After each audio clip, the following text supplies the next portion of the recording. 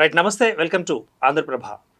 మృతదేహం, శవం, పార్థివ దేహం, ఈ మూడు పదాలు మనం వింటూనే ఉంటాం. సో అత్యంత నిమ్న కులాల వాళ్ళకి సంబంధించి ఏమో ఒక మాట, ఓ మాదిరిగా ఉండే కులాలకు సంబంధించి కూడా ఒక మాట వాడటం జరుగుతుంది. మరి అత్యంత ప్రముఖులు వారు చనిపోతే దాన్ని శవం అనకుండా, మృతదేహం అనకుండా పార్థివ దేహం అనడం జరుగుతుంది. ఇది ఒక వివక్షలా వినిపిస్తుందంటూ కూడా బయట కొన్ని మాటలు వినిపిస్తున్నాయి. అలాగే పాస్టర్లలో కూడా అగ్రకులాలకు సంబంధించిన పాస్టర్లు ఉన్నారు, నిమ్న కులాల నుంచి వచ్చిన పాస్టర్లు ఉన్నారు. మరి ఇద్దరికి ఒకేలా చూడటం జరుగుతుందా? ఇద్దరిని ఒకేలాగా మరి సమాజం స్వీకరిస్తోందా? ఇద్దరి యొక్క శవాలను సంబంధించి లేదా మృతదేహానికి సంబంధించి కూడా, అదేవిధంగా ఎంక్వైరీలకు సంబంధించిన విషయంలో కూడా సేమ్ జరుగుతుందా లేదా అన్నది ఇప్పుడు చర్చించబోతున్నాం. మనతో పాటు ప్రత్యేక చర్చ కార్యక్రమంలో పాల్గొనేందుకు సిద్ధంగా ఉన్నారు మహమ్మద్ వహీద్ గారు. వీరు కుల నిర్మూలన సంఘానికి రాష్ట్ర అధ్యక్షులుగా ఉన్నారు. ముందుగా మనం వారిని ఇన్వైట్ చేద్దాం. వహీద్ గారు, నమస్తే అండి. నమస్కారం అండి. రైట్ అండి, పగడాల ప్రవీణ్ గారికి సంబంధించి కూడా మనం ఒక 2-3 రోజుల నుంచి వింటూ ఉన్నాం. 2 తెలుగు రాష్ట్రాల్లో కూడా వైరల్ అవుతున్న అంశం ఉంది.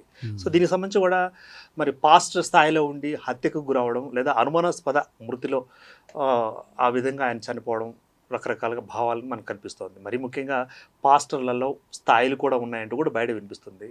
మరి మీకు తెలిసిన స్థాయిలు ఏంటంటారు? ముందుగా కుల నిర్మూలన సంఘం పగడాల ప్రవీణ్ గారి యొక్క మృతికి తీవ్రమైన సంతాపం తెలియజేస్తూ వారి కుటుంబానికి కూడా సానుభూతిని తెలియజేస్తున్నది.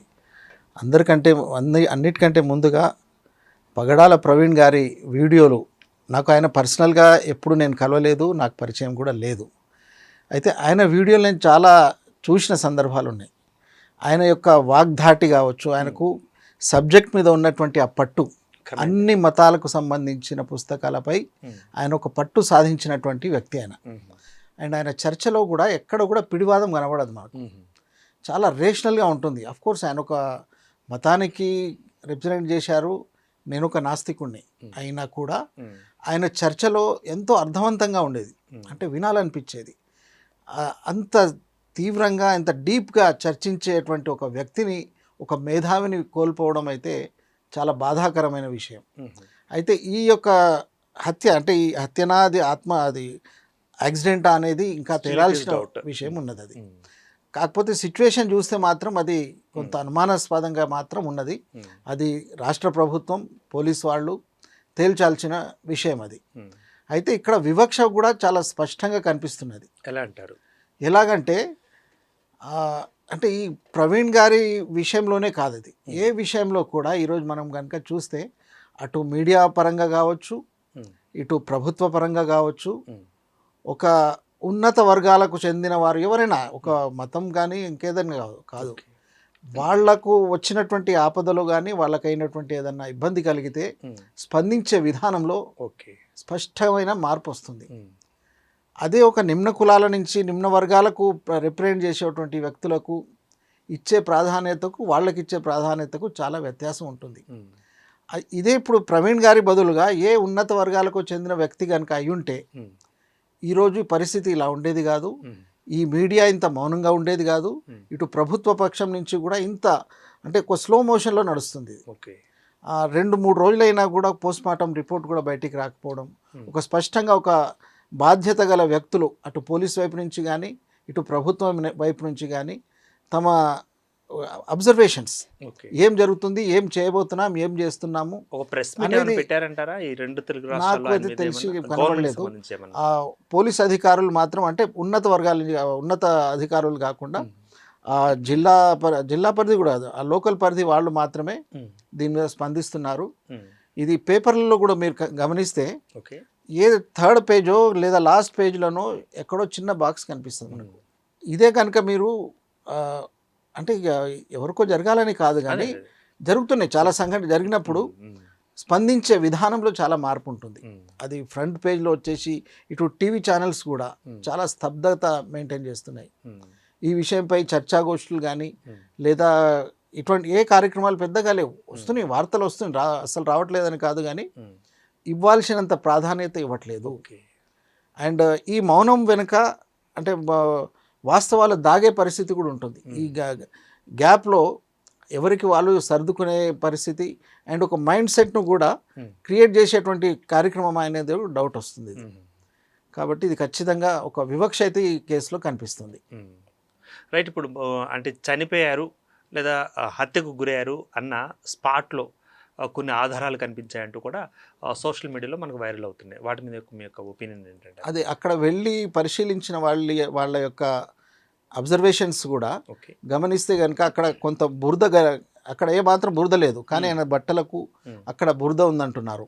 అండ్ వెహికల్ బాడీ మీద పడినటువంటి విధానం కావచ్చు, ఎక్కడ ఒక తల మీద మాత్రమే ఒక గాయాలు ఉండి వెహికల్కు కూడా ఎటువంటి గాయాలు లేకుండా, అంటే డ్యామేజెస్ ఏం లేకుండానే ఇవన్నీ చాలా అనుమానాస్పదంగా ఉన్నాయనేది వెళ్ళి చూసిన వాళ్ళ యొక్క అబ్జర్వేషన్స్. దీన్ని క్లారిఫై చేయాల్సిన బాధ్యత పోలీసులది. ఇదే కాకుండా ఇప్పుడు మనము టెక్నికల్గా చాలా ఎదిగిపోయాము. వాస్తవానికి అక్కడ ప్రత్యక్ష సాక్షులు ఉన్నా లేకున్నా కూడా ఒక కేసును ఛేదించగలిగేటువంటి సత్తా పోలీస్ డిపార్ట్మెంట్కి ఉన్నది. వాళ్ళ మొబైల్ ఫోన్ డేటా కావచ్చు, సిగ్నల్స్ కావచ్చు, అనేక ఇంకా చాలా చాలా అడ్వాన్స్మెంట్ ఉంది. దాని ఆధారంగా దీంట్లో వాస్తవాలు నిగ్గు తేల్చాలి.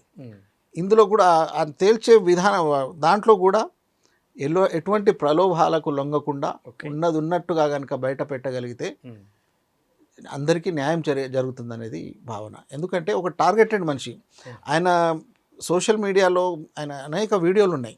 ఆ వీడియోల కింద కనుక కామెంట్లు చూస్తే డైరెక్ట్గానే బెదిరింపులు, చంపేస్తామనడం, వల్గర్ లాంగ్వేజెస్, ఇవన్నీ చూస్తుంటే ఆయనకు ఒక థ్రెట్ ఉన్న విషయం అయితే చాలా స్పష్టంగానే ఉంది. పాత వీడియోలో ఆయన గారు కూడా ఒక వీడియోలో చెప్పడం జరిగిందంటూ కూడా బయట కొన్ని వీడియోలు వినిపిస్తున్నాయి. నాకు ఇదే లాస్ట్ స్పీచ్, నన్ను చంపడానికి ఉన్నారు రెడీగా అని చెప్పేసి. ఎలా తీసుకోవచ్చు అంటారు? అంటే ఆ వీడియోలు రిలీజ్ అయిన కొద్ది రోజులు లేకపోతే కొద్ది నెలల తర్వాత ఇలా జరగడం ఎలా తీసుకోవచ్చు అంటారు? అంటే ఇప్పుడు మనము దేశంలో ఉన్న పరిస్థితులను బట్టి చూస్తే గతంలో కూడా కొంతమంది హత్య గావించబడ్డారు. అంటే ప్రశ్నించే గొంతుకలను ఎక్కడికక్కడ ఖతం చేసే పనిలో కొంతమంది ఉన్నారు, అందులో డౌట్ ఏం లేదు.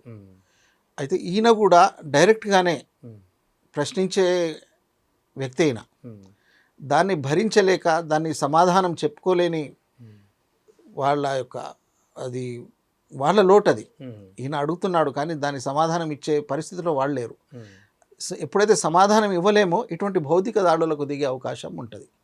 కానీ అంటే ఇప్పుడు అవకాశం ఉంది, అంటే మనం స్పష్టంగా చెప్పలేము, కానీ దాడి జరిగే అటువంటి అవకాశం మాత్రం ఖచ్చితంగా ఉన్న వ్యక్తి ఇది. రైట్. ఇప్పుడు కొంతమంది అంటే కొన్ని సమూహాలు సమావేశాల్లో, సభల్లో మాట్లాడేటప్పుడు కానీ ఇతరితర కార్యక్రమాలు పాల్గొనేటప్పుడు కానీ వారు ప్రత్యక్షంగానో పరోక్షంగానో థ్రెట్ ఉంది అని అన్నప్పుడు కానీ లేదా విన్నప్పుడు కానీ దాన్ని సుమోటోగా తీసుకొని కానీ సంబంధిత శాఖాధికారులు కూడా ముందు వాళ్ళకు ఎంతో కొంత ప్రొటెక్షన్ ఇచ్చి ఉంటే ఇటువంటి ఘటనలు జరిగేవి కాదు కదా అంటూ బయట వినిపిస్తున్న టాక్. మీరేమంటారు దీన్ని? Yes, correct. అది ఇంత ఫోకస్ ఉన్నటువంటి ఒక మనిషి తను ఓపెన్గానే థ్రెట్ ఉన్న విషయం కూడా చెప్పినప్పుడు అది బహిరంగంగా చూస్తే కనుక అందరికీ అర్థమవుతుంది. అది అంటే ఇంతగా ఓపెన్గా వాస్తవాలను గట్టిగా చెప్పగలుగుతున్నాడు అంటే థ్రెట్ కూడా అదే స్థాయిలో ఉంటుంది.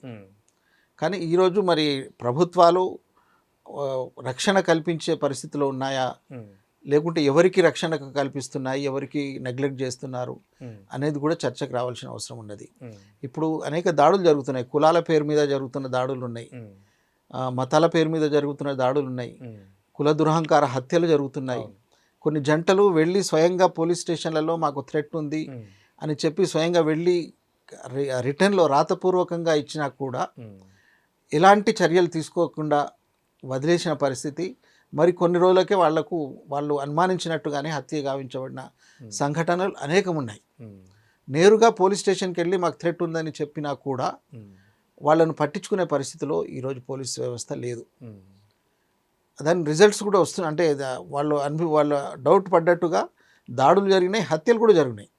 ఈ మధ్యనే వరుసగా జరుగుతూ ఉన్నాయి. అవునండి. ఆ కేసులన్నింటిలో కూడా వాళ్ళు ఏదో సమయంలో వెళ్ళి పోలీస్ స్టేషన్లో కంప్లైంట్ ఇచ్చిన సందర్భాలు కూడా కనిపిస్తాయి మనకు. రైట్. ఓకేనండి, అంతవరకు ఓకే. ఇప్పుడు అయితే ఒక మతాన్ని కించపరుస్తూ ఇంకొక మతం, ఆ మతాన్ని కించపరుస్తూ ఈ మతం, ఇలా పెరుగుతూ పోతుంటే మన సమాజంలో ఇలాంటి ఘటనలు పెరిగే అవకాశం లేదంటారా? మీరేమంటారు దీని మీద? అదేనండి, ఇది మతం అనేది వ్యక్తిగతంగా ఉన్నంత వరకు ఎవరికి ఎలాంటి నష్టం లేదు.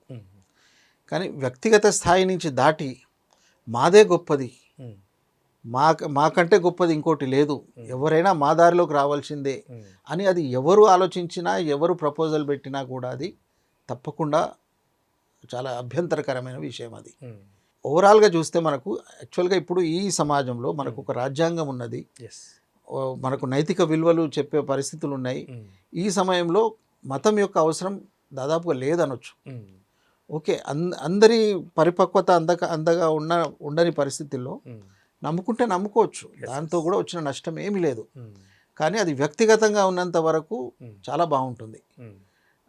ఏ మతం కూడా ఒక మనిషిని హాని చేయమని చెప్పే మతం ఏది లేదు. రైట్, ఓకే వహీద్ గారు. ఇప్పుడు అదేవిధంగా కొద్ది రోజులుగా చూస్తున్నట్లయితే, కొన్ని నెలల నుంచి కూడా మనం చూస్తున్నట్లయితే, ఒక మతానికి సంబంధించిన ఒక వ్యక్తి ఇంకో మతానికి సంబంధించిన ఇంకో వ్యక్తి ఇతర మతాలను కించపరుస్తూ ఇచ్చే స్పీచెస్ ఏవైతే ఉన్నాయో అవి బాగా వైరల్ అవుతున్నాయి. అంటే సోషల్ మీడియాలో అవుతున్నాయి లేదా రెండో విషయం, బాగా మత్తుమందును నింపుతున్నాయి మత విశ్వాసకులకు. మరి వారిని కంట్రోల్ చేసి ఉంటే ఇలాంటి ఘటనలు కూడా మనం అక్కడే కంట్రోల్ అయ్యి ఉండే కదా అంటూ బయట మరొక టాక్. దీని మీద మీ యొక్క ఒపీనియన్? అదే, ఇప్పుడు మతం గురించి మాట్లాడడం అనేది మనకు భావ ప్రకటనా స్వేచ్ఛ అనేది ఉంది. అంటే ఇతరులకు ఎటువంటి హాని కలగనంత వరకు అదే కించపరచకుండా అవసరం కూడా లేదు. మరి అంతకు మించి మాట్లాడుతున్న వాళ్ళని మరి పోలీసులు కానీ లేదా దానికి సంబంధించిన అధికారులు కానీ కట్టడి చేస్తే అన్న ఒక ఆలోచన ఎలా ఉంటుందంటారు? కట్టడి చేయాల్సిందే, ఎవరికైనా కట్టడి చేయాల్సిందే. అయితే అందులో మాట్లాడుతున్న దాంట్లో ఎంత సత్యం ఉన్నది, ఎంత అధిక అంటే వేరే వాళ్లకు డైరెక్ట్గా వాళ్ళను కించపరిచే విధంగా లేదా వాళ్ళను రెచ్చగొట్టే విధంగా లేనంత వరకు ఎవరు ఏ మతం గురించి అయినా ఎవరైనా మాట్లాడవచ్చు, అందులో తప్పేమీ లేదు. మతం గురించి చర్చించండి, ఏదైనా విషయం ఉంటే చర్చించుకోవచ్చు కదా. ఇప్పుడు మనకి బ్రదర్ షఫీ గారు ఉన్నారు, ఆయన మనకి ముస్లిం సోదరుడు అయినప్పుడు కూడా మరి ఇతర మతాల గురించి ఏం మాట్లాడలేదు. ఆయన చెప్పదలుచుకున్న విషయాన్ని ఆ విషయం మీదే స్టిక్ అవుతున్నారు కదా. సో ఎలా తీసుకోవచ్చు? అదే, మత ప్రచారం చేసుకోవడానికి కానీ మతాన్ని ఆచరించే విషయంలో కానీ రాజ్యాంగం ప్రతి ఒక్క పౌరుడికి ఒక హక్కును కల్పించింది, ఎవరైనా చేసుకోవచ్చు. ఆ లిమిట్ దాటి వెళ్తేనే వచ్చే సమస్యలు ఇవన్నీ కూడా. రైట్. ఇప్పుడు మరి పగడాల ప్రవీణ్ గారు కూడా కొన్ని వీడియోల్లో, పాత వీడియోలలో మరి హిందువులకు సంబంధించిన మత దూషణలు చేస్తున్న పరిస్థితి కూడా మనం విన్నాం. సో మరి వాటి మీద మీ యొక్క అభిప్రాయం ఏంటంటారు? అదే, మత దూషణలు అది ఎవరు చేసినా తప్పేది. ఓకే, దూషణలు కాకుండా వాస్తవం మీద ఎవరైనా ఇద్దరు మేధావులు అంటే ఆ సబ్జెక్ట్ మీద నిష్ణాతులు ఇద్దరు కూర్చున్నప్పుడు దాంట్లో ఏముంది అని చర్చించుకోవడం వేరు. ఓకే, కానీ ఒకరికి టార్గెట్ చేస్తూ దూషించడం అనేది ఎవరు చేసినా తప్పేది. అది పగడాల ప్రవీణ్ గారు చేసినా తప్పే, మరొక వ్యక్తి చేసినా తప్పే, ఏ మతం వారు చేసినా కూడా తప్పే. కాకపోతే ఆ లిమిట్స్ దాటకుండా ఇతరుల మనోభావాలను అంటే ఇప్పుడు మనోభావాలంటే చాలా సున్నితమైపోయినాయి. మనోభావాలంటే ఎప్పుడు ఎవరి మనోభావాలు దెబ్బతింటాయో కూడా తెలియకుండా పరిస్థితి వచ్చింది. కాబట్టి ఆ మనోభావాలు అనే ఆ పదాన్ని కూడా మనం తరచుగా వాడుతున్నాము, అది కూడా అంత కరెక్ట్ కాదేమో. అది మనకున్నట్టు స్వేచ్ఛను ప్రాపర్గా దాన్ని వాడుకున్నంత వరకు బాగానే ఉంటుంది. అది దాటి ఒక వివక్షతోటి లేదా ఒక వ్యంగ్యంతో ఎవరు మాట్లాడినా కూడా తప్పేది. ఒక మంచి వాతావరణాన్ని వాళ్ళు పాడు చేసిన వాళ్ళు అవుతారు.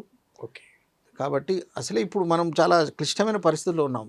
ఒక టార్గెటెడ్ విషయాలు నడుస్తున్నాయి, మతాల చుట్టూ లేదా కులాల చుట్టే రాజకీయం నడుస్తుంది.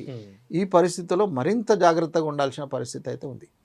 ఇక చివరిగా అండి, ఇప్పుడు గతంలో కూడా అయ్యప్ప స్వామిని తిట్టినందుకు లేదా ఆయన యొక్క జననాన్ని ప్రశ్నించినందుకు కూడా ఒక వ్యక్తికి సంబంధించిన దేహశుద్ధి జరిగింది. అటుపక్క మళ్ళీ పోలీస్ స్టేషన్లో కేసు పెట్టడం, మళ్ళీ జైలు శిక్ష లైక్ ఇవన్నీ జరిగాయి.